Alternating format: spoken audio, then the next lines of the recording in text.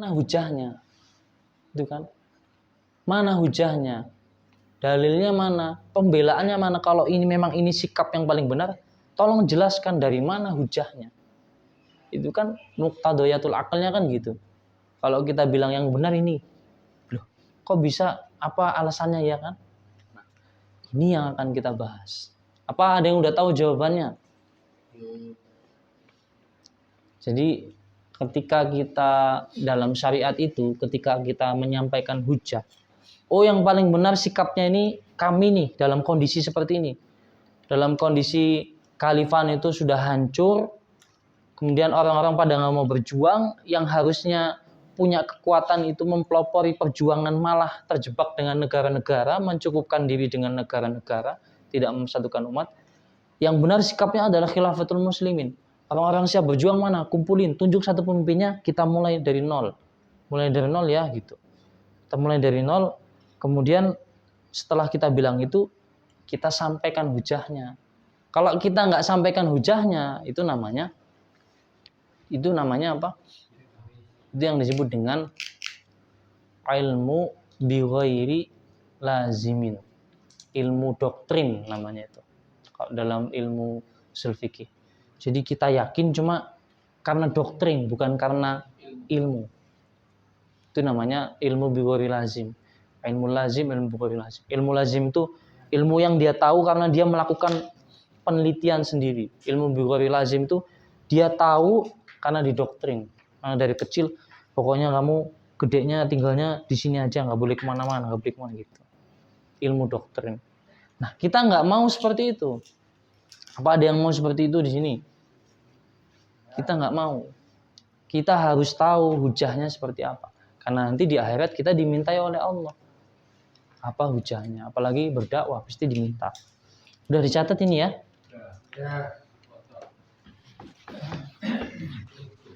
Nah.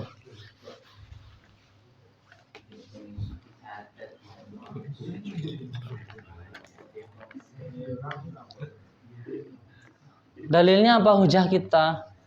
Jadi kalau menyampaikan hujah kurang lebih ada 4 unsur. Yang pertama adalah Quran, hadis, kemudian ijma. Kalau ada ijma itu kesepakatan umat terdahulu atau sekarang juga bisa. Tapi yang pas ijma sahabat atau ijma tabi'in, kesepakatan para sahabat dan kesepakatan para tabi'in. Kemudian yang keempat adalah qiyas, logika, dalil akal. Yang pertama dalilnya adalah Al-Quran, jelas.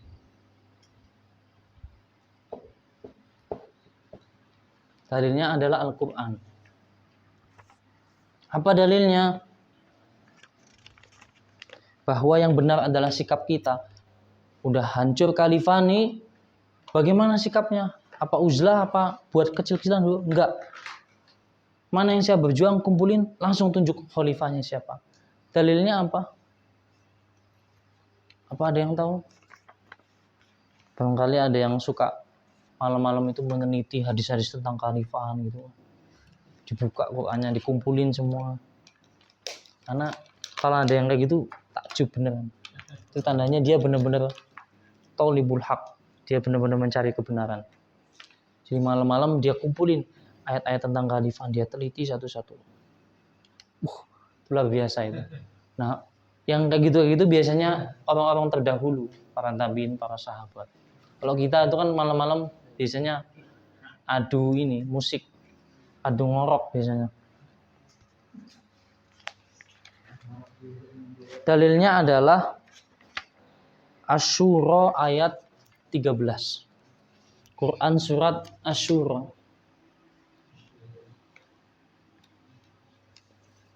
ayat 13. Ada yang megang Quran?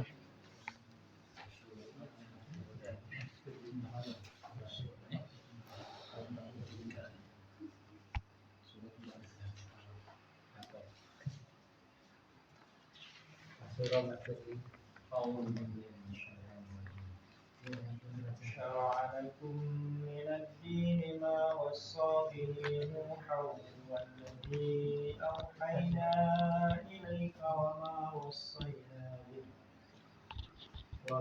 وصينا به إبراهيم وموسى وعيسى أن أقيموا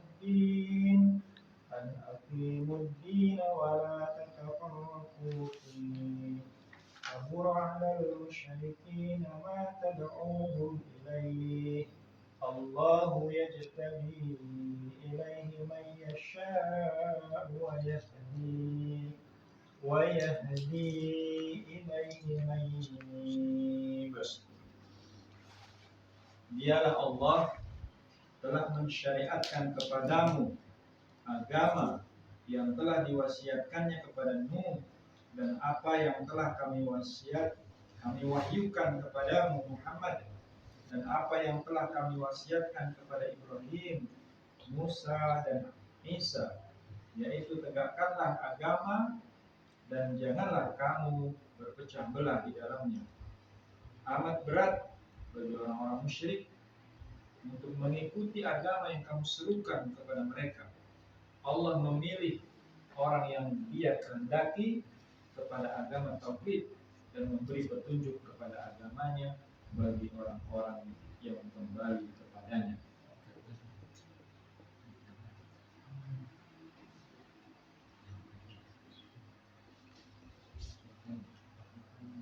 Jadi di ayat panjang itu ada hujah yang kuat yang ingin disampaikan, yaitu an aqimuddina wala tatafarraqu fi.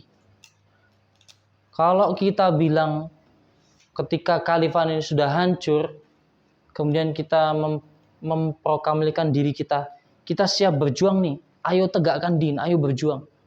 Maka ketika kita bilang ayo tegakkan din, itu langsung disebut di setelahnya. Marilah tegakkan din, tapi jangan berpecah belah di dalamnya. Itu hujah yang pertama.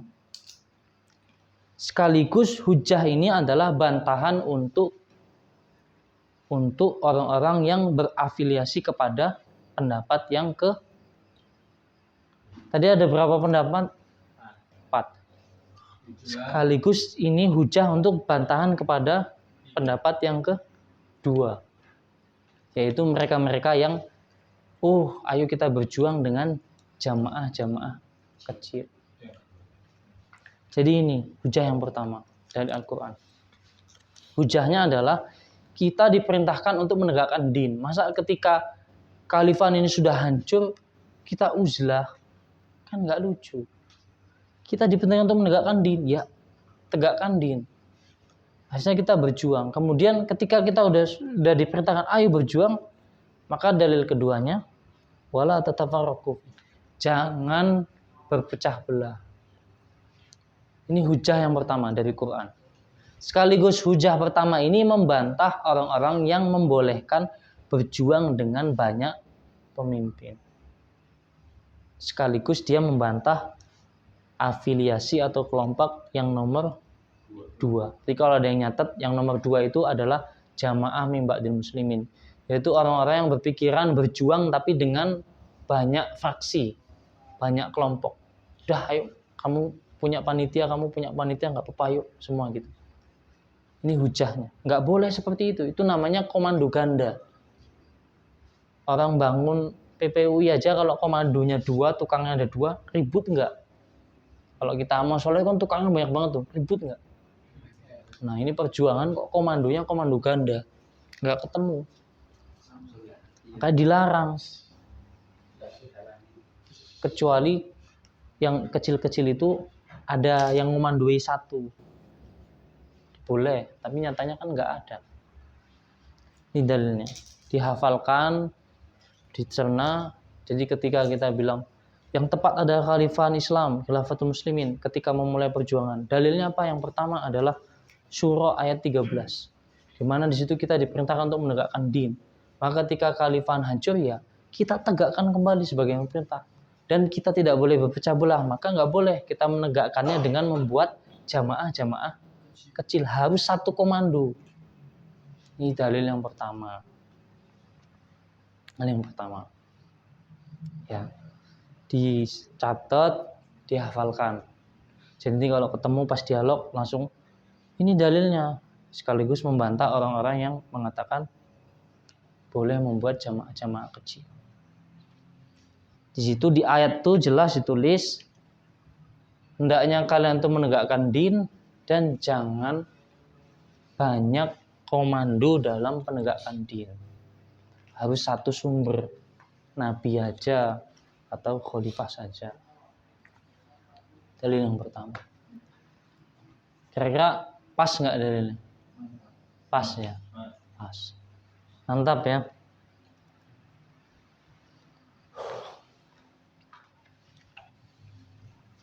Kemudian setelah Quran, dalil kita apa? Bahwa berjuang. Dalilnya yang kedua adalah nggak cukup ya. Hapus ngapa udah dipoto ini? Ya, sebenarnya banyak, cuma yang paling ngena ini. Kalau dalil Qurannya sebenarnya banyak banget. Cuma yang paling ngenaknya dia langsung berjuang tapi nggak boleh banyak komando ayat ini, Asy-Syura ayat 13. Dia langsung ngena ke kelompok yang kedua itu. Kemudian yang kedua dalil hadis. Ginilah kurang lebih tulisannya, soalnya tulis dari samping. Hadis.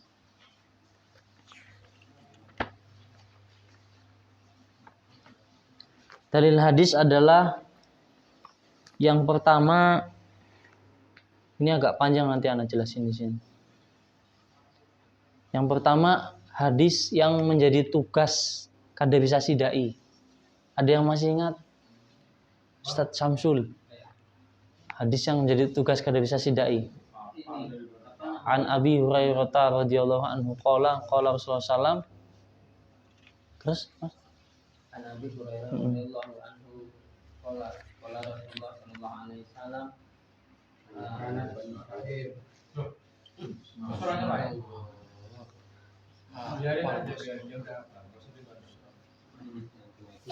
Murojaah. Kanat Bani Israil tasusu Anbiya. Kullama halaka nabiyyun khalaqahu nabiyyun. Khalaqahu nabiyyun. Wa annahu wa innahu wa annahu la nabiyya ba'di. wa sayakunu aw satakunu boleh. Dua-duanya boleh. Wa sayakunu khulafa'u fataksurun. Kalau fataksur jangan ditambahi waw nun, tapi kalau fayaksurun boleh. Kalau wasatakunu khulafa fataksur. Tapi kalau wasayakunu khulafa fayaksurun gitu. Riwayatnya seperti itu. Wasayakunu khulafa'u fayaksur gitu ya. Fayaksurun. Kalau ya yaksur. Fayaksurun. Fama qalu fama ta'muruna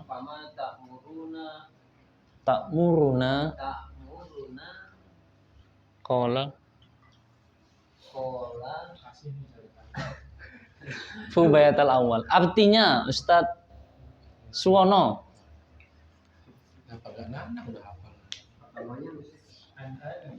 Dahulu Bani Israel diurus dan dipimpin oleh para nabi. Setelah nabi wafat digantikan dengan nabi yang lain.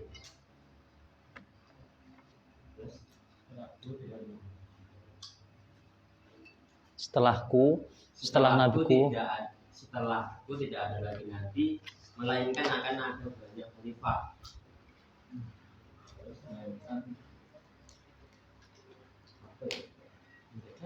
Yang jumlahnya banyak. Para sahabat bertanya,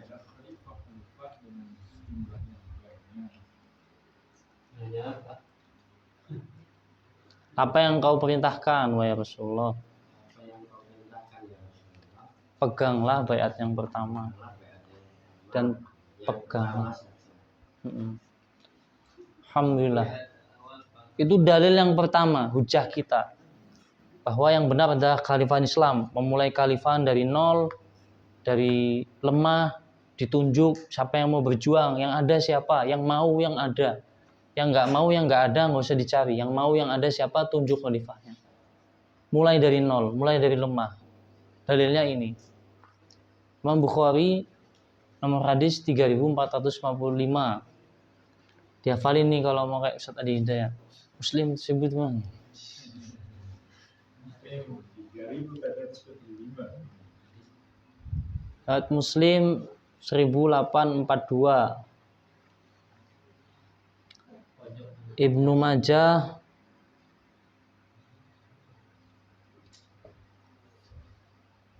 2871. Ahmad radhiyallahu ridwanullah alaihim rahimahullah 7960. Ini ya dalilnya. Jadi kalau tanya, nanti kalau antum dafis kan, sebagaimana hadis riwayat Imam Bukhari nomor hadis 3455.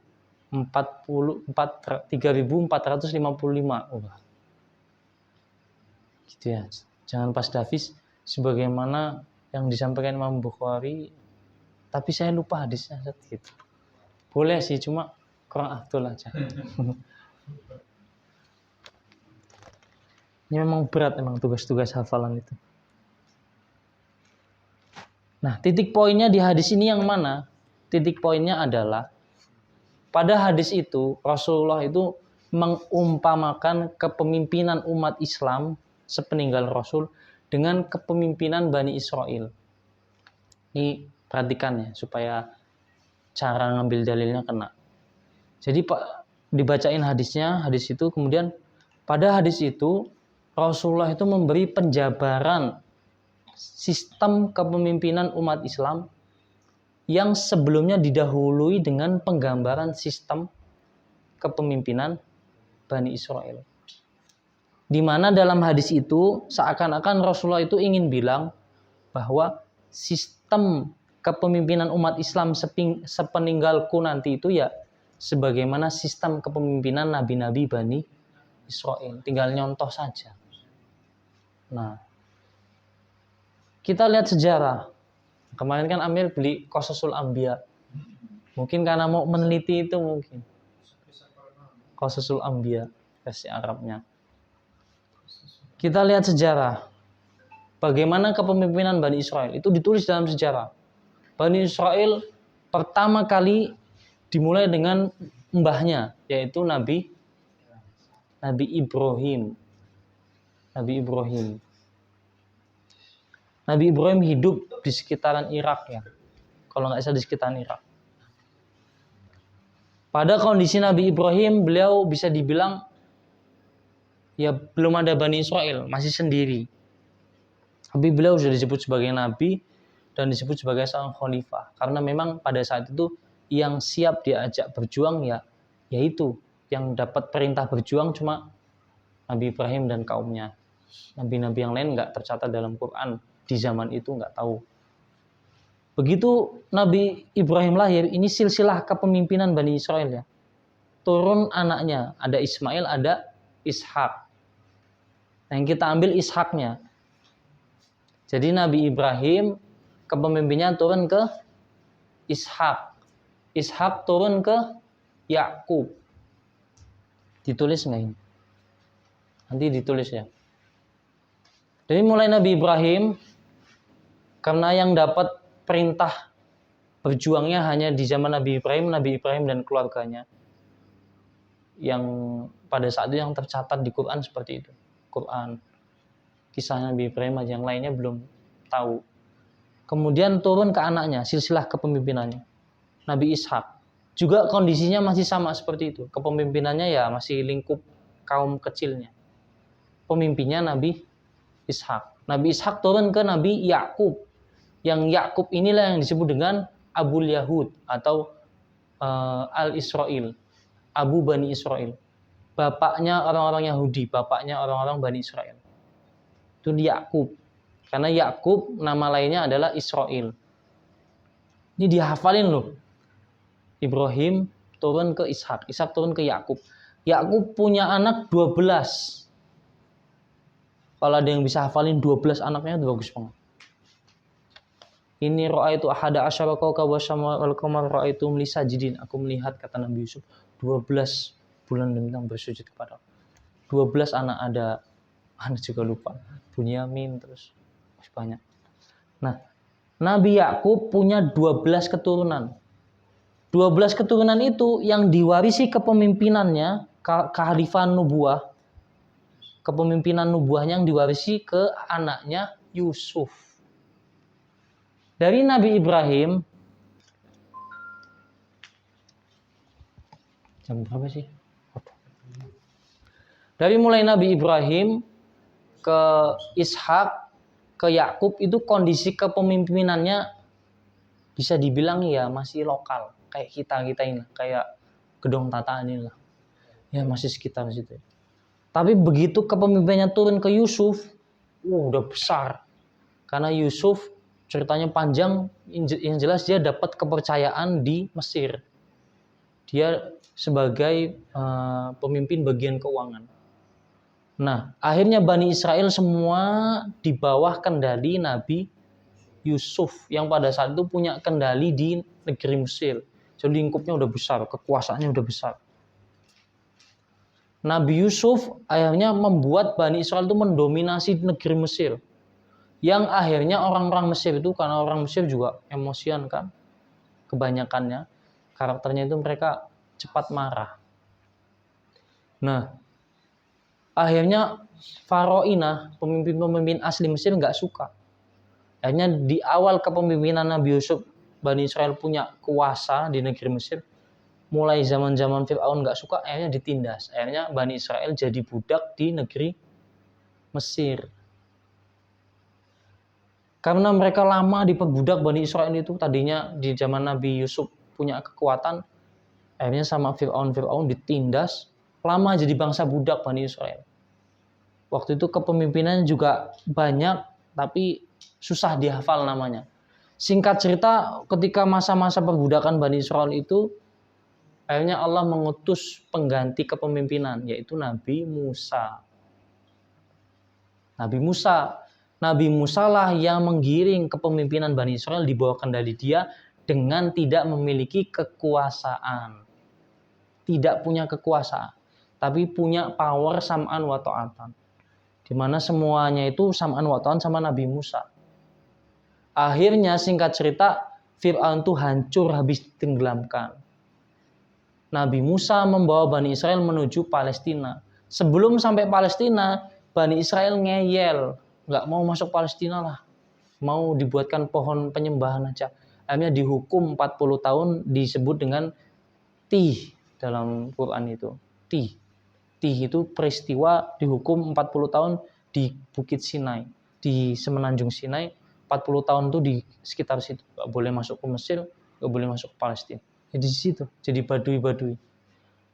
Nabi Musa kemudian meninggal. Nabi Musa mengambil alih, memberikan kepemimpinan kepada Nabi selanjutnya, yaitu Yusha ibn Nun.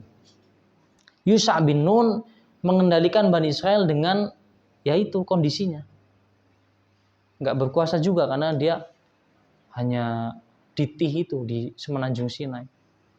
Baru setelah 40 tahun Yusha menggiring Bani Israel masuk Palestina. Masuk Palestina baru Bani Israel berdaulat lagi kuat. Kemudian muncul Raja Tolut dari Yusha bin Nun. Banyak lagi, kemudian yang terkenal lagi Tolut. Tolut ada yang tahu? Tolut sudah mulai berkuasa, diambil alih oleh Daud. Nabi Daud, pernah dengar? Nabi Daud udah berkuasa lagi, diambil alih oleh Nabi Sulaiman. Dan inilah puncak kepemimpinan Bani Israel. Puncak kepemimpinan Bani Israel ada di Nabi Sulaiman, di mana tentaranya adalah semua sak jin ifrit, sak kadal, ular, semua jadi pasukannya Bani Israel. Semuanya jadi pasukan Bani Israel. Iya, pasukannya Nabi Sulaiman yang dia adalah pemimpin Bani Israel pada saat itu. Puncak-puncak kepemimpinan Bani Israel ini di zaman Nabi Sulaiman. Setelah zaman Nabi Sulaiman, terpecah menjadi dua kerajaan. Kerajaan Israel dan kerajaan Yahuda. Kemudian banyak tingkah Bani Israel diserang habis. Setelah itu Bani Israel nggak pernah bisa lagi punya kedaulatan Kemudian diutus Nabi Isa untuk menyelamatkan juga nggak bisa, malah Nabi Isanya dibunuh sama Bani Israel. Sampai zaman Nabi Muhammad mereka mencari suaka ke Madinah, nggak bisa juga, dibunuhin sama Nabi Muhammad, cari masalah terus.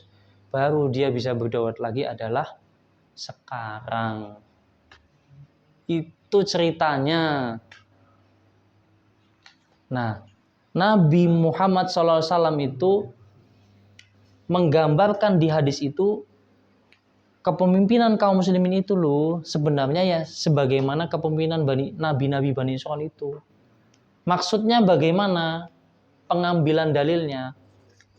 Kalau kepemimpinan nabi-nabi Bani Israil dari mulai Ibrahim, Ishak, Yakub, kemudian Yusuf, Musa, Yusha bin Nun, Tolut, Daud, Sulaiman, itu dimulai dia lemah, berkuasa kuat, lemah lagi berkuasa kuat, tetap ditunjuk pemimpinnya, maka khalifah itu tetap dibaiat atau ditunjuk walaupun dalam keadaan lemah. Itu pendalilannya dari situ.